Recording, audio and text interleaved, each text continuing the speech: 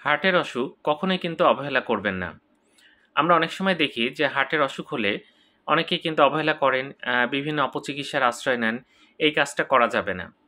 আপনারা খেয়াল করে দেখবেন বা আপনারা নিজেরাও যারা হসপিটালে গিয়েছেন বা হার্টের ওয়ার্ডে গেছেন, তারা জানেন যে সেখানে প্রতিদিন কিন্তু অসংখ্য মানুষ মারা যাচ্ছে এবং এটা কিন্তু অনেক ক্ষেত্রে হয়, এটা অবহেলা এবং দেরিতে করে হসপিটালে পৌঁছালে এরকম হতে পারে। কখনো কারো যদি বুকে ব্যথা হয় এবং দেখা যাচ্ছে শ্বাসকষ্ট হচ্ছে বুকে ব্যথার সাথে, খুব ভয় লাগছে এবং অসম্ভব ব্যথা হচ্ছে, আপনি হয়তো বাসায় গ্যাসের ওষুধ থাকে অনেকেরই, সেটা খাচ্ছেন বা অ্যান্টাসিড খাচ্ছেন কিন্তু ব্যথা কমছে না। এরপরে আর কোনোভাবেই কিন্তু দেরি করা যাবে না। আপনার নিকটস্থ হাসপাতালে যাবেন বা একজন হৃদরোগ বিশেষজ্ঞকে অবশ্যই দ্রুত দেখাবেন। তিনি যদি হসপিটালে ভর্তি হতে বলেন অবশ্যই ভর্তি হয়ে যাবেন।